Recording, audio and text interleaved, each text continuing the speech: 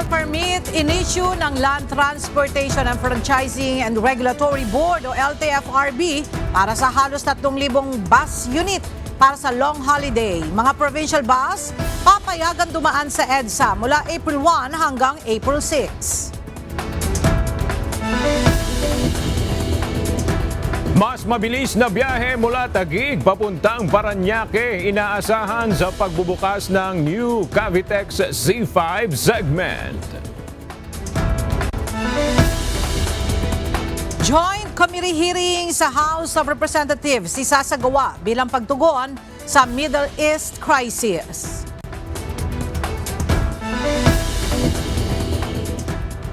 Special payouts para sa mga driver na hindi pa nakakuha ng ayuda isasagawa pagkatapos ng long weekend ayon sa DSWD. Bilang ng mga turista sa Baguio City, mahigit kalahati ang ibinaba.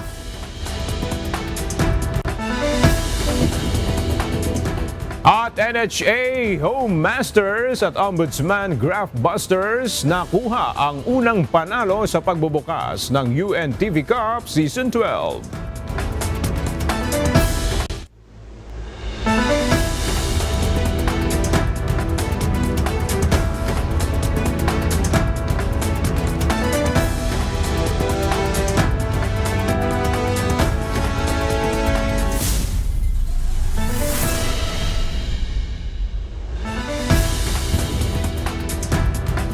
Magandang tanghali mga kasangbahay. Ngayon po ay araw ng Lunes, March 30, 2026. Tayo po ay sabayang napapakinggan sa Radyo La Verdad 1350, ang UNTV Radio. At una sa mga balita ngayong tanghali.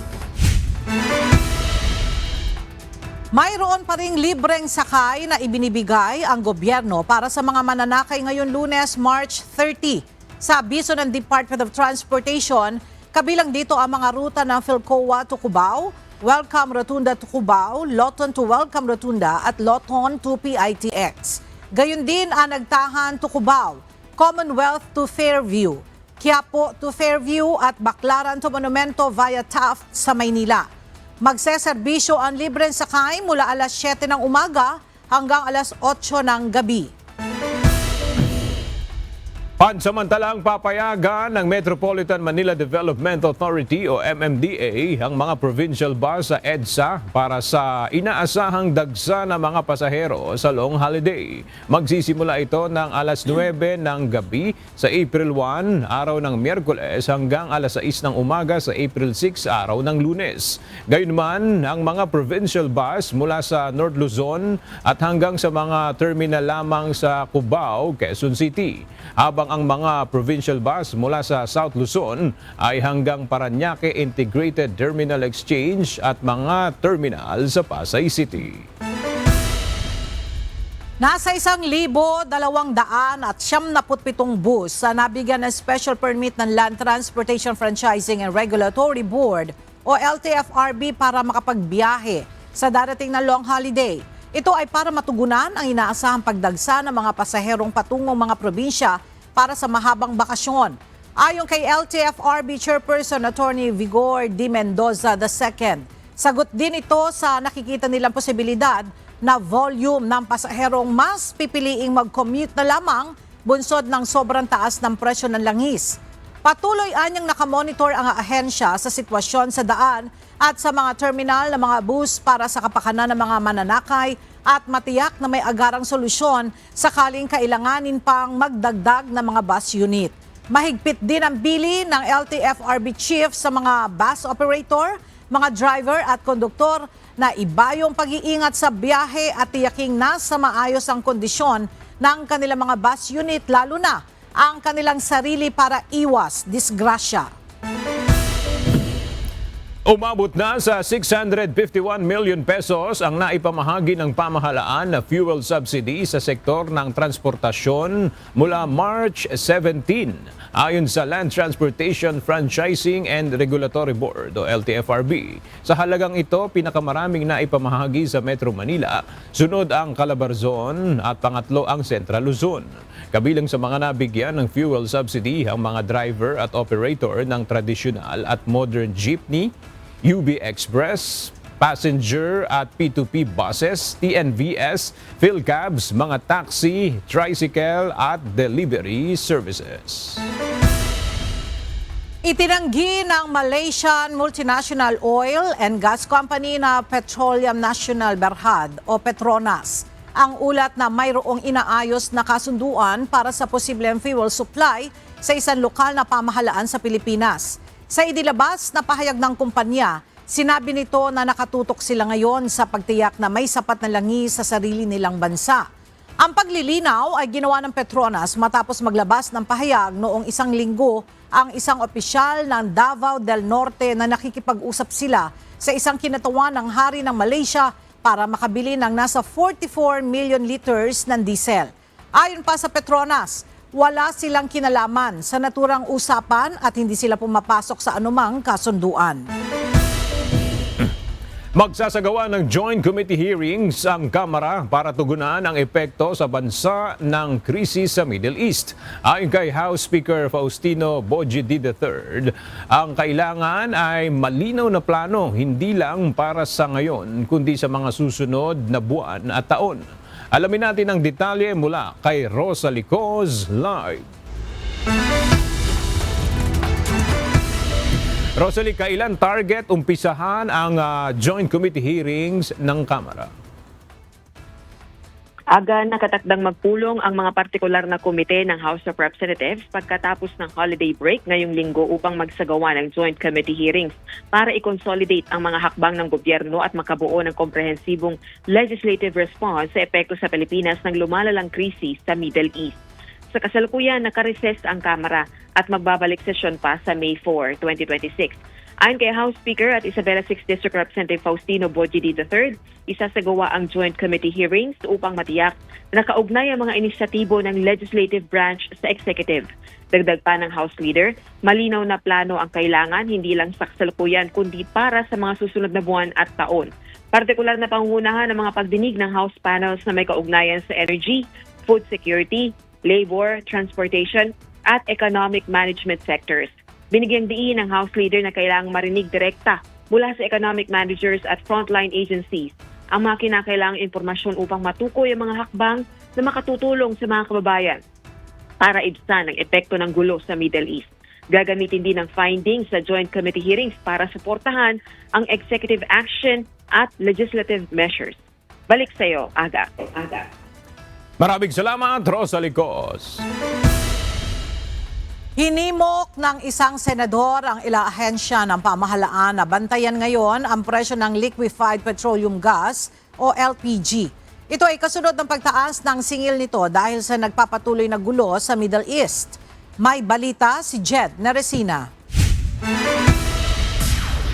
Nagbabala si Senator Sherwin Gatchalian sa nakaambang record level na pagtaas sa presyo ng liquefied petroleum gas o LPG ngayong buwan ng Abril. Ayon sa senador, inaasahang 35 hanggang 40 pesos ang dagdag presyo sa bawat 11 kilogram cylinder ng LPG. Dahil dito, nanawagan ang Senate Finance Committee Chairperson sa Department of Energy o DOE at Department of Trade and Industry o DTI na protektahan ang kapakanan ng mga mamimili.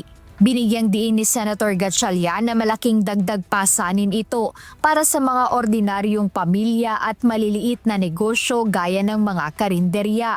Gate pa ng senador, ang LPG ay isang pangunahing pangangailangan kaya dapat itong bantayan upang hindi lalong humirap ang buhay ng mga Pilipino.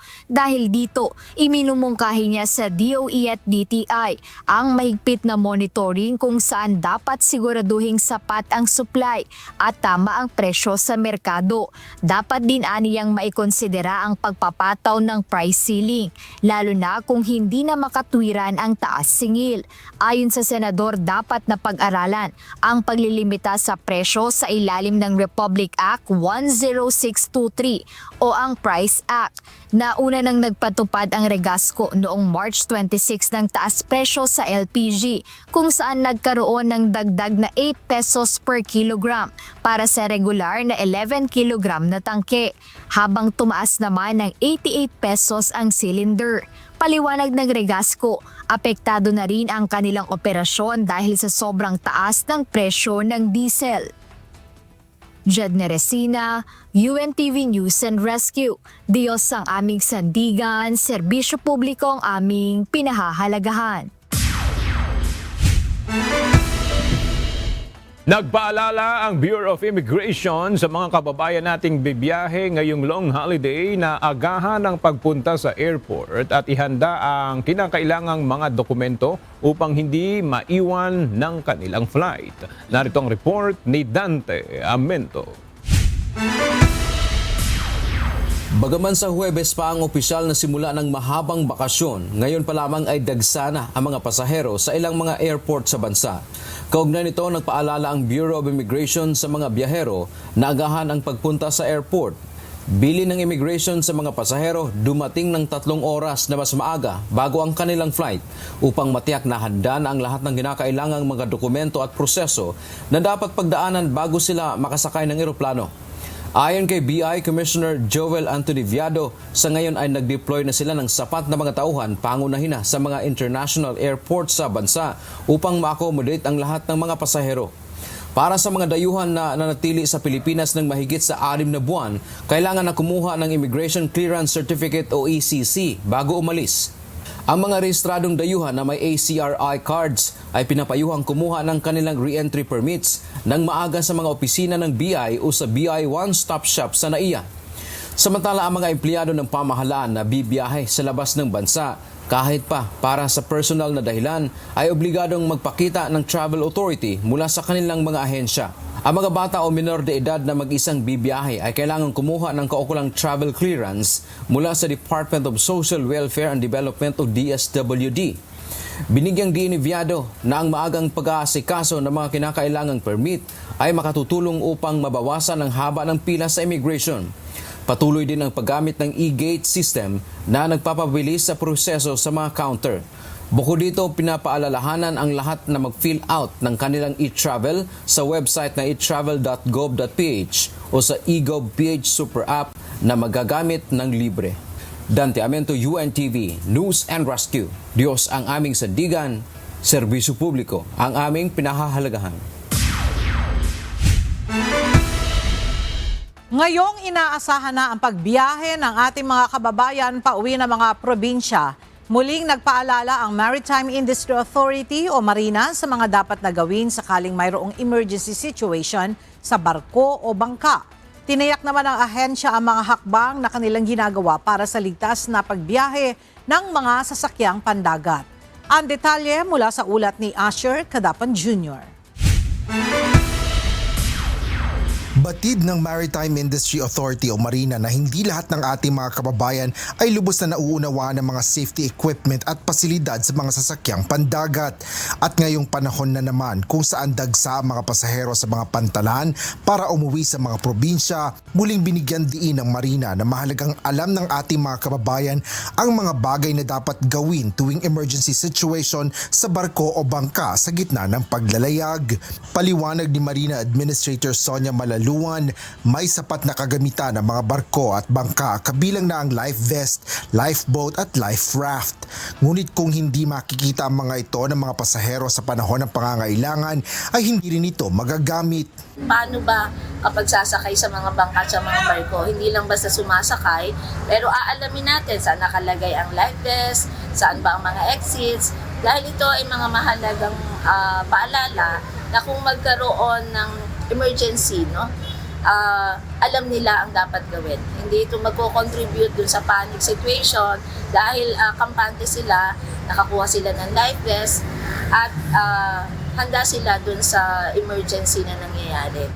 upang maipaunawa sa publiko at maging mas ligtas ang pagbiyahe sa karagatan. Patuloy na nagsasagawa ang Marina ng Awareness Caravan. Alinsunod dito sa Ligtas Biyaheng Dagat Program na isa sa mga programa ng ahensya katuwang ang mga lokal na pamahalaan, coastal communities, maging ang mga pasahero.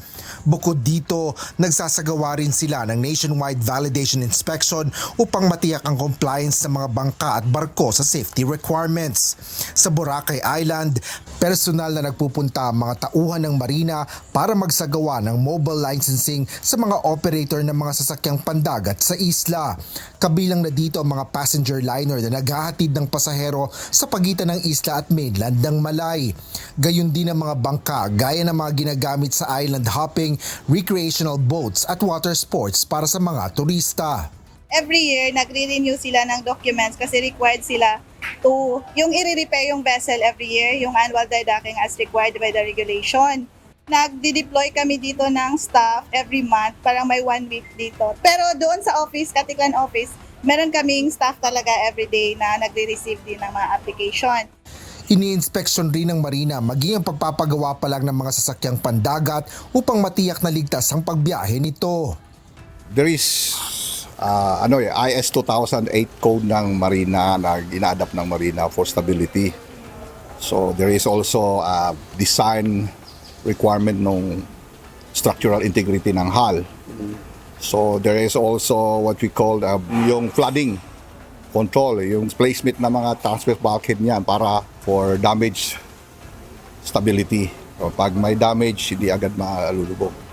So yun ang kino-comply natin. Sinasanay rin nila ang mga kawani ng barko at bangka para husayin ang kanilang kaalaman sa mga dapat na gawin kung may sakuna habang bumabiyahe sa karagatan. So, modified basic safety training gives them awareness on the safety aspects ng paglalakbay, as well as, ma'am, yung sa first aid nila. Inaatasan rin ng Marina ang ligtas na operasyon ng mga barko na naghahatid ng mas maraming bilang ng mga pasahero papunta o mula sa mga probinsya. From time to time, sir, yung mga machineries namin, proper maintenance po yung ginagawa namin para iwas po yung pagkakaberya sa during voyage. Yun po kasi, sir, yung iniiwasan natin eh. Lalong-lalo na po yung generator natin saka yung main engine. Kasi mahirap po tumakbo yung isang barko kung iisa lang ang makina and iisa lang po yung generator. At hindi rin po namin ginagawa yun na ibabiyahe na talagang sira po yung isa doon sa dalawa na yun. Pagdating ng 10 meters deep, mag-release tong lahat ng life raft. Kung manually naman, ito ang hilahin. 3 tao, 2 tao mag-area. Ito, i-area mo na to, tapos hilahin to ng mga 6 meters yata, 10 meters, tapos itag siya bigla para mag-activate yung CO2 sa loob, mag-open siya. Binigyan diin naman ng Marina na ang kaligtasan sa karagatan ay responsibilidad ng bawat isa, pangunahin na ng gobyerno, ship owners at mga nagpapatakbo ng barko, gayon din ng mga pasahero. Asher Kadapan Jr., UNTV News and Rescue. Diyos ang aming sandigan, serbisyo publiko ang aming pinahahalagahan.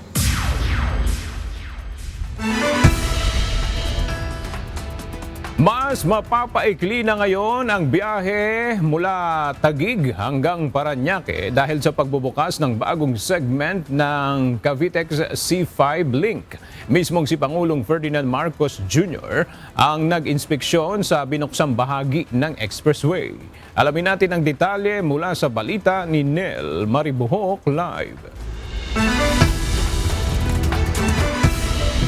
Nel, ilang kilometro yung bagong segment ng Cavitex at ilang oras yung matitipid na ngayon sa biyahe?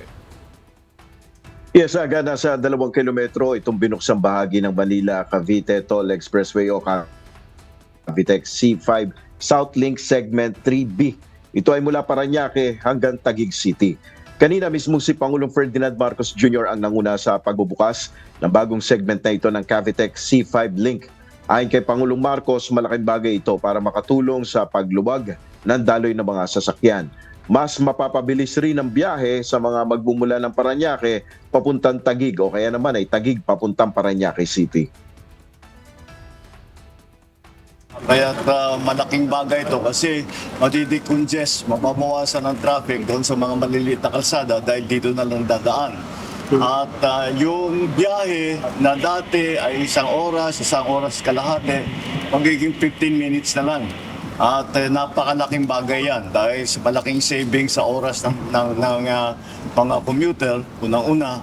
Pangalawa, kagaya ng ating mga laging iniisip ngayon dahil nga sa kaguluhan sa Middle East, ay napakalaking savings ito sa gasolina, sa crudo, sa fuel.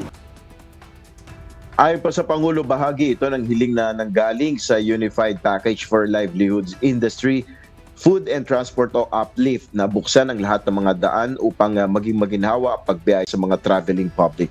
Inanunsyo rin ni PBBM na walang sisingiling toll fee sa buong buwan ng Abril sa bagong segment na ito ng Cavitex para makinabang na rin niya ang mga babiyahe ngayong long holiday. Yan muna ang ating update. Balik sa iyo, Aga. Maraming salamat, Nel Maribohok. Tuloy-tuloy ang pagbibigay ng Department of Social Welfare and Development ng ayuda sa Public Utility Vehicle o PUV drivers. Kasunod ito ng direktiba ni Pangulong Ferdinand Marcos Jr. bilang tugon sa sunod-sunod na pagtaas sa presyo ng langis. Ang detalye mula sa ulat ni Jed Neresina, live.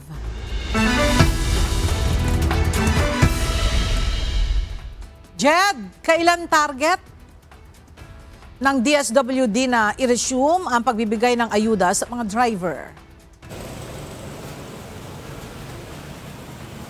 Ella, ayon sa DSWD, sisimulan nila yung special payout schedule pagkatapos nitong long holiday break ngayong linggo. Ito ay para doon sa mga driver na hindi pa nakatatanggap ng ipinamimigay na cash relief assistance ng pamahalaan. Kasalukuyan pang biniberipika ng Department of Social Welfare and Development o DSWD ang bilang ng public transport drivers na hindi pa nabibigyan ng ayuda. Ito ay dahil sa iba't ibang kadahilanan gaya ng hindi kumpleto sa requirements o kaya naman ay wala sa listahan. Ngunit ayon kay DSWD Secretary Rex Gatchalian, lahat ng rehistradong driver ay mabibigyan ng cash assistance. We will be doing a special payout session in Metro Manila after Holy Week. What will it include? It will include yung mga unclaimed because there are unclaimed nasa list sila pero hindi nila nakuha for whatever reasons. And then, dun sa special payout, sasabay na rin namin yung supplemental list. Meaning, ito yung mga additional na wala sila sa listahan pero for whatever reason, so we're asking to different sources to bring them to us. Mula nang inilunsad noong March 17 ang payout, umabot na sa higit 250,000 drivers ang nabigyan ng ayuda matapos ring magsimula ang sunod-sunod na pagtaas sa presyo ng krudo. Bukod sa Metro Manila, target rin ng DSWD simulan ang pamamahagi ng cash assistance para naman sa mga drivers sa ibang mga rehiyon. Tiniyak naman ng DSWD na inaayos nila ang listahang ibinibigay sa kanila bilang paghahanda na rin sa susunod na round ng cash assistance. Ella, hinimok ng Department of Social Welfare and Development, particular ni Secretary Gatchalian, yung iba't ibang mga grupo maging yung local government units na ayusin yung mga listahan para matiyak na lahat ng mga drivers mula sa tricycle, jeepney o kaya naman ay yung mga TNVS drivers ay mabigyan nitong ayuda na ipinapamahagi ng pamahalaan. Ayan muna update mula rito sa DSWD. Balik sa inyo, Ella. Maraming salamat, Jed Neresina. Nag-inspeksyon kanina ang Department of Agriculture o DA sa pampublikong pamilihan sa Malabon upang tingnan ang presyo at supply ng ibinibentang karne, gulay at bigas. Mula sa Malabon City, may report si Dante Amento live. Dante, malaki na ba yung itinaas ng presyo ng mga pangunahing bilihin dyan? Yes, depende kung anong commodity yung kung paano siya tumasok, kung gaano yung pagtaas. Halimbawa sa produkto ng mga baboy ng karne, medyo may kataasan na nga rin aga ang ang naidagdag. Pero pagdating sa bigas at gayon din sa gulay ay hindi pa naman gaanong kalaki ang pagtaas ng presyo. Dahil sa patuloy na pagtaas ng produktong petrolyo, nagtaasan na rin ang ibang presyo ng mga bilihin. Sa pag-iikot ng Department of Agriculture o DA sa isang public market dito sa Malabon kanina, nagtaas na rin ng presyo ang mga nagtitinda ng karne ng baboy at manok. Halimbawa sa liempo na dati ay nasa 320 pesos ay umabot na ito ng 390 pesos. Ang laman naman na dating 290 pesos ay naglalaro na sa 350 pesos. Tumaas din ang presyo ng gulay ng 5 hanggang 10 piso, gayon din ang mga ibinibentang bigas. Ayon kay Agriculture Assistant Secretary Genevieve Villacaria Guevara, nagsimulang tumaas ang presyo nitong Marso. Pinangangambahang patuloy pang madadagdagan at mararamdaman ang pagtaas ng presyo sa mga susunod na buwan. Paliwanag ng DA, bagamat hindi direktang tumaas ang presyo ng mga basic commodities tulad ng bigas, karne at gulay, ang pagtaas ng gasto sa transportasyon ang siyang nagbunsod sa mga nagtitinda na magtaas din ng kani-kanilang mga presyo. Tingnan natin kung ano yung percentage ng epekto ng pagtaas ng podo at yun po yung kung i-expect natin yung pagtaas. Ano yung pagtaas na yun? Yun po yung gusto natin na ma-establish para naman po walang pang-aabuso pagdating sa merkado. Patuloy na magmomonitor ang Department of Agriculture hindi lang para tingnan ang pagtaas ng presyo, kundi matulungan ang mga talagang naapektuhan para mabigyan ng ayuda o subsidy. Paalala din ng kagawaran sa publiko na maging mapagmatsyag laban sa posibleng pang-aabuso na sobra-sobra naman kung magtaas ng kanilang mga ibinibentang produkto. Ayon pa nga sa Department of Agriculture, ito kasi ngayong pagtaas ng presyo medyo hindi pa gaanong mararamdaman ng publiko, pero inaasahan natin na yung may mga input na galing sa abroad. Kung halimbawa ng mga feeds para sa mga baboy, ini-import yan kung kailan sa kasagsagan na nitong mataas na presyo ng produktong petrolyo ay naaasahan daw na mga 1 o 2 buwan, doon pa natin mararamdaman ang lalong pagtaas ng presyo. Yan man ang ating update mula dito sa Malabon. Balik sa iyo agad. Maraming salamat, Dante Amento. Inaasahan matatapos sa katapusan ng Mayo ang pagdinig ng House Justice Committee sa impeachment complaints laban kay Vice President Sara Duterte, ayon sa isang Vice Chairperson ng House panel. Samantala, may ilang kongresista ang naniniwalang may sapat na bilang sa Kamara para maiakyat ang reklamong impeachment sa Senado. May report si Rosalie Coz. Naniniwala si House Justice Committee Vice Chairperson at San Juan City Representative Bel Zamora na matatapos sa katapusan ng Mayo ang pagdinig ng panel sa 2 reklamong impeachment laban kay Vice President Sara Duterte. Layo ng pagdinig na matukoy kung may probable cause o sapat na ebidensya ang impeachment complaints para mairekomenda sa plenaryo ng Kamara na iakyat sa Senado para sa isang paglilitis. From the time of the initiation or referral to the Committee on Justice, it's 60 session days. So our estimate is, if I'm not mistaken, mga end of May. Naniniwala rin ang kongresista na sa kasalukuyan may sapat na bilang sa Kamara para maiakyat ang reklamo sa Senado para sa impeachment trial. Ito ay bagaman iginiit nito hindi naman nangangahulugang may pagkiling ang mga kongresista kaugnay ng impeachment proceedings laban sa Vice Presidente. Umaasa po kami and I believe that we have the numbers. We need 1/3 or around 106 if I'm not mistaken, and I believe we have the numbers. Congressmen have read the complaints. And they believe that that we are correct in declaring it to be sufficient in form, sufficient in substance, and that the affidavits or the annexes to the complaints are sufficient to show that there is probable cause. Of course, like we said, we will still have to go through the Committee on Justice hearing to declare probable cause. Si House Justice Panel member at Manila 3rd District Representative Joel Chua.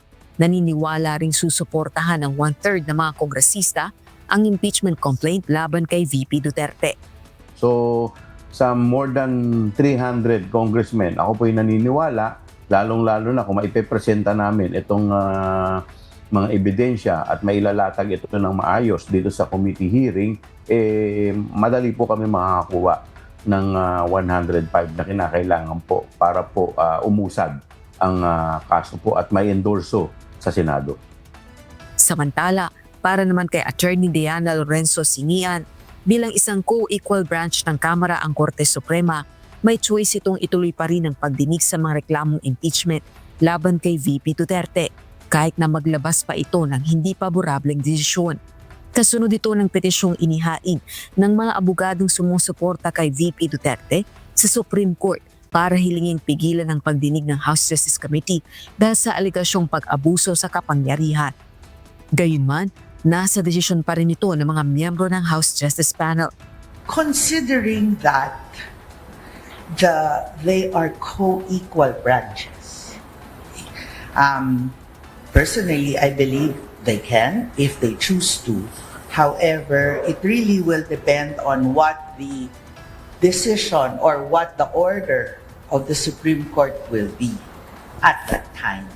Yun po yung kailangan nilang i-take up as a committee and then decide how to move forward. Ayon kay VP Duterte, wala siyang kinalaman sa petisyon at hindi kinonsulta ng mga abogadong naghain ito, bagaman nagpapasalamat ito sa kanila. Hindi sila nag-consult sa akin, no? Kasi hindi ko na iniisip ang impeachment sa panahon na yun. Iniwan ko na yan lahat sa mga abogado. At syempre, nagpapasalamat ako sa mga lawyers, independent lawyers na hindi kasama sa defense team na nag-iisip pa rin na ipaglaban ang ating saligang batas at kontrahin ang pag-abuso ng proseso ng impeachment. Hindi naman naniniwala si Bicol Zero Party List Representative Terry Don, House Justice Panel member, na walang alam ang pangalawang Pangulo sa hakbang. Ito'y lalo na't kasama pa umano ni VP Duterte ang ilan sa mga petitioner sa araw ng Davao. Rosalie Cruz, UNTV News and Rescue. Diyos ang aming sandigan, serbisyo publiko ang aming pinahahalagahan. Inilunsad kasabay ng pagdiriwang ng ika-81 kaarawan ni dating Pangulong Rodrigo Duterte noong Sabado, March 28, ang isang website na rodrigoroaduterte.com. Sa isang post, sinabi ng pamilya Duterte na ito ay para sa mga taong sumusuporta at patuloy na naniniwala at tapat sa kanilang pamilya sa loob ng maraming taon. Nagpaabot naman ng pasasalamat si Vice President Sara Duterte sa katapatan ng mga taga-suporta ng kanilang ama. To all the parallel support groups, volunteers, and the millions of Filipinos here and abroad who organized celebrations to honor him, maraming salamat sa inyong walang sawang pagmamahal at katapatan. Your loyalty to him is a testament to a leadership that truly prioritized the safety and dignity of every Filipino family. But as we celebrate, we also stand firm. The defense of his rights is a defense of our national sovereignty. To the Filipino people, thank you for being our strength. Through the storms and challenges, your resilience remains our inspiration. Lumagda sa isang kasunduan ang Department of Justice at Philippine Amusement and Gaming Corporation para sa data sharing ng profile ng mga opisyal at empleyado ng DOJ at attached agencies nito. Mula sa Department of Justice sa Maynila, ang detalya hatid ni Benedict Samson live. Benedict, para saan at ano ang layunin ng nasabing kasunduan? Magandang tanghali, Ella. Ayon nga sa pag-core layon ng kasunduan na magkaroon ng data sharing sa profile ng isang opisyal o empleyado ng Department of Justice kasama na yung mga attached agency nito. Lumagda sa isang Memorandum of Agreement ang Philippine Amusement and Gaming Corporation kasama ang DOJ attached agencies nito.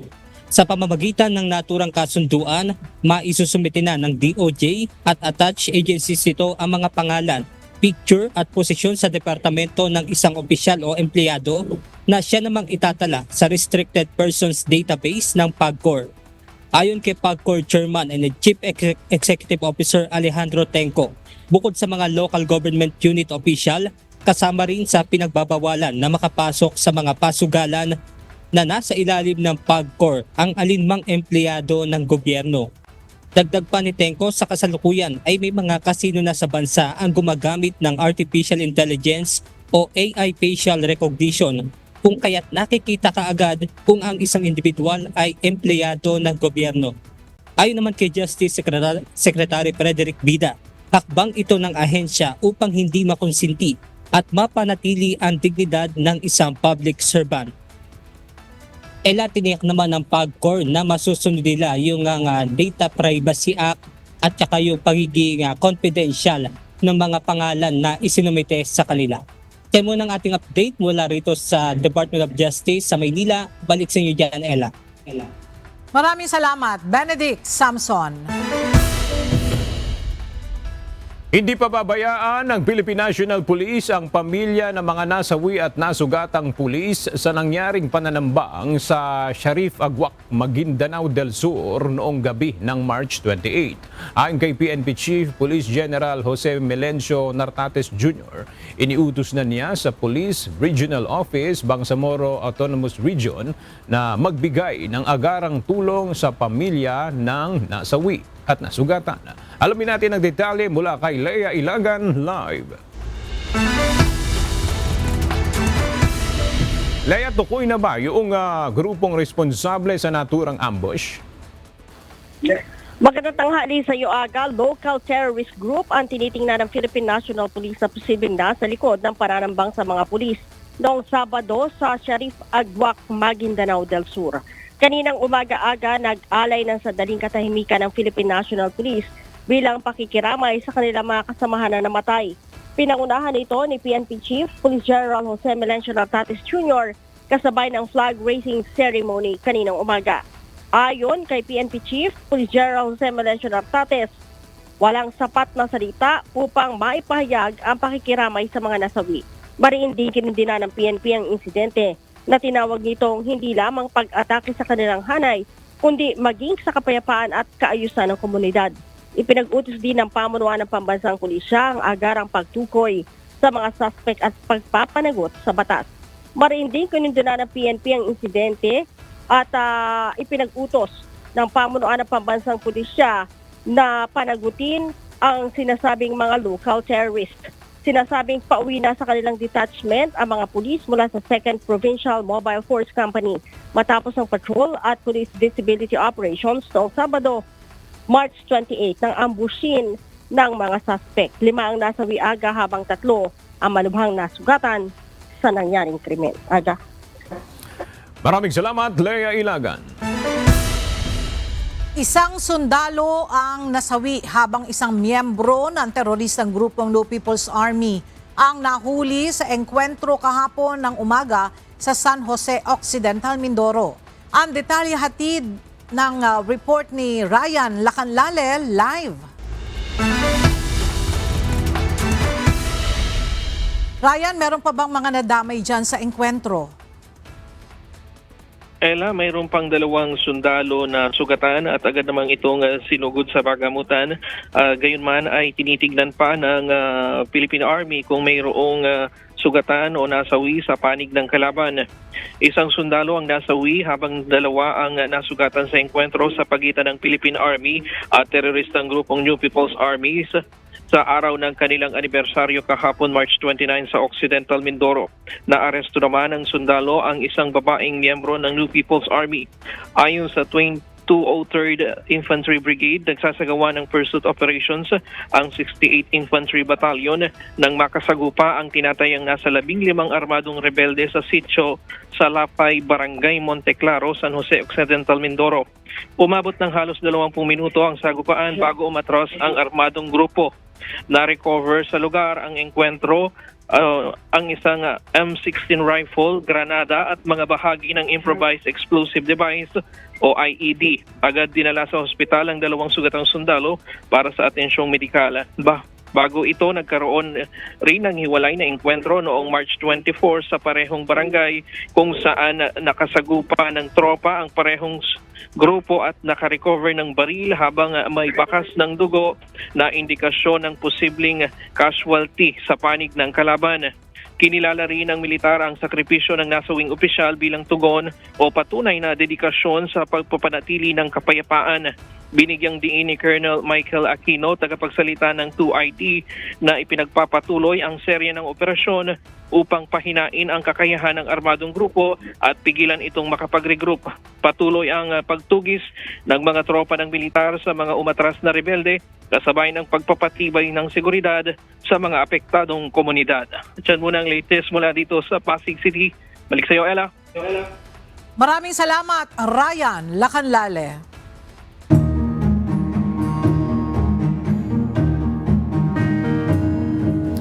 Panahon na ng tag-init, kaya't marami ang inaasahang aakyat ng Baguio City na tinaguriang summer capital ng bansa. Pero batay sa ulat ng lokal na pamahalaan, malaki ang ibinaba sa bilang ng mga turista doon. May balita si Grace Doctolero live. Grace, gaano kalaki yung nabawa sa tourist arrival dyan sa Baguio City? Yes, Aga, ayon sa lokal na pamahalaan, umaabot sa halos 50% ang ibinaba ng tourist arrival sa Baguio City kumpara sa mga nakaraang panahon. Malaki ang naging epekto nito sa lokal na ekonomiya ng Baguio City. Ayon kay Baguio City Mayor Benjamin Magalong, halos kalahati ang ibinaba ng bilang ng mga turistang dumarayo sa lungsod sa mga nakaraang linggo. Pangunahin dahil dito ang pagtaas ng presyo ng langis na nagdudulot ng mas mahal na pamasahe at gasto sa biyahe. Dahil dito maraming pamilya ang nag-aatubiling bumiyahe at mas pinipiling magtipid na lamang.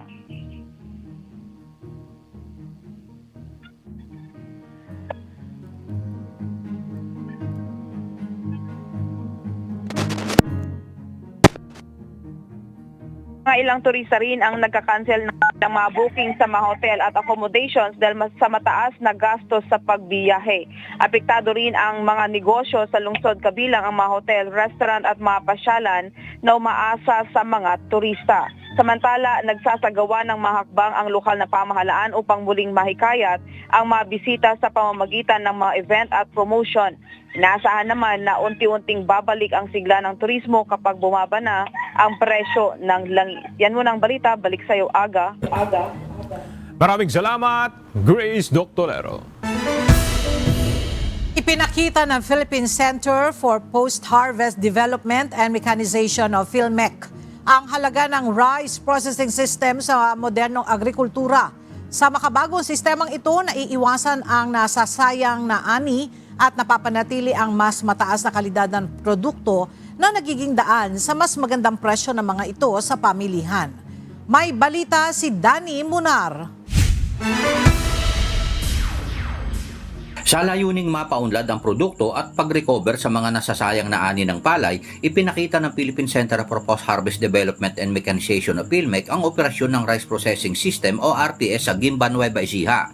Mula sa bagong aning palay, ipinasok ito sa destoner machine at dumaan sa Hass aspirator, paddy separator, length grader at meats polisher machine hanggang sa maging malinis na bigas. Ayon sa PhilMech, pinakamagandang modelo ng RPS ay kaya maggiling na mula 4 hanggang 5 toneladang palay kada oras at may drying capacity na 12 tonelada. Itong state-of-the-art rice processing system na pinagkakaloob ng PhilMech, ang milling recovery nito ay 63 to 64. So kung titingnan mo, meron kang additional 7 to 8 kilos of milled rice in every 100 kilos ng palay. So malaki yun. Now, considering the total production of rice now, the Philippines is 21 million metric tons. Pagka i-multiply mo yan, ang laki ng halos half na nung import natin ay masisig.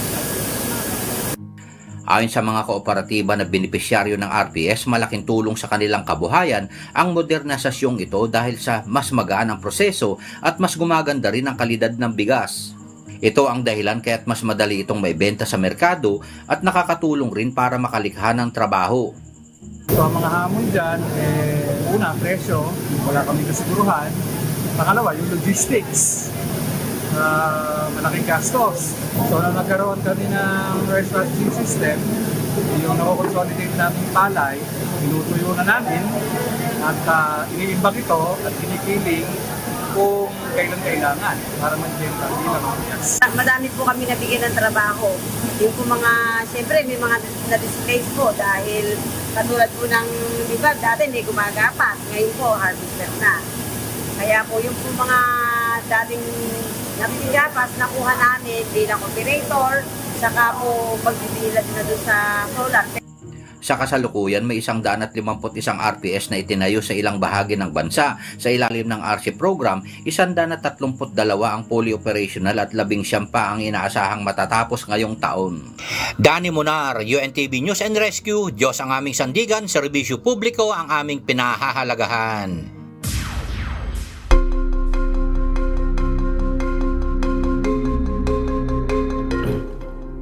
Hindi na gumagana ang heavy water production plant sa Kondab, Iran dahil sa matinding pinsalang natamo nito sa pag-atake noong March 27. Ito ang kinumpirma ng International Atomic Energy Agency o IAEA matapos ang independent na pagsusuri ng kanilang satellite imagery at kaalaman sa pasilidad. Nilinaw naman ng ahensya na walang deklaradong nuclear material ang naturang pasilidad kaya't hindi ito direktang nakaapekto sa nuclear safety safeguards ng bansa. Muling nanawagan ang United Nations hinggil sa sitwasyon ng humanitarian aid sa Gaza. Sa panayam kay United Nations Relief and Works Agency for Palestine Refugees in the Near East o UNRWA Director of Communication Jonathan Fowler, binigyan diin ito na hindi katanggap-tanggap sa ilalim ng international humanitarian law ang paulit-ulit na pagkaantala o pagtigil ng tulong para sa mga sibilyan sa Gaza. Giit niya, hindi rin ito makatao dahil kailangan ng mga tao ang tuloy-tuloy na suporta upang makabangon mula sa krisis. Dagdag pa ng opisyal, hindi dapat gawing pamulitika ang humanitarian aid. Kailangan na anyang alisin ang mga restriksyon upang maabot ang mga taong lubhang nangangailangan ng tulong. Isang truck na may kargang halos 12 toneladang chocolate bars ang ninakaw matapos umalis sa kanilang production site sa Italia patungo sana sa Poland. Ayon sa Nestle, nasa 414,000 KitKat bars ang nanakaw. Ang KitKat ay isa sa mga produkto ng Nestle at pinangangambahang ang naturang nakawan ay magdulot ng shortage ng naturang produkto sa merkado. Hindi pa malinaw kung sino ang nasa likod ng pagnanakaw at patuloy ang investigasyon hinggil sa insidente.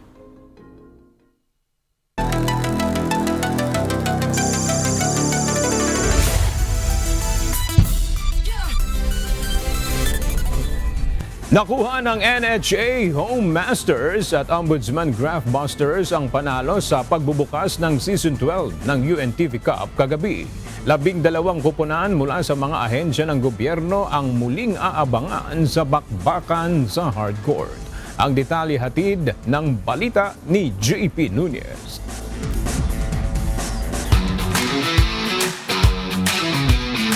Binuksan na kagabi ang Season 12 ng UNTV Cup sa PhilOil Sports Arena sa San Juan City. 12 kupunan ang muling maghaharap-harap sa hard court para sungkitin ang papremyong matatanggap ng kanilang napiling mga benepisyaryo.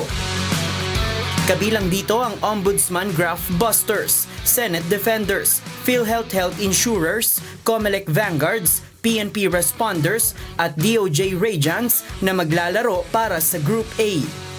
Habang sa Group B naman, kabilang ang mga koponan ng NHA Home Masters, Judiciary Magis, AFP Cavaliers, DENR Warriors, GSIS Furies, at Office of the President.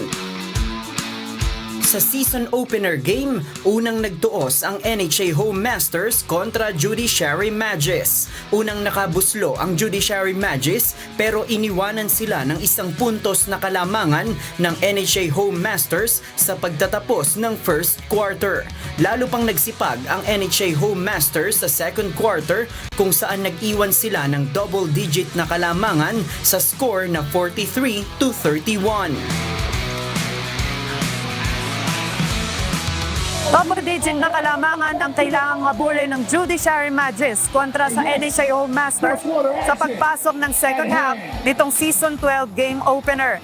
Isa sa gagawing opensa ng Judiciary Magis ang bawasan ng kanilang mga nakukuhang foul para makahabol sa game.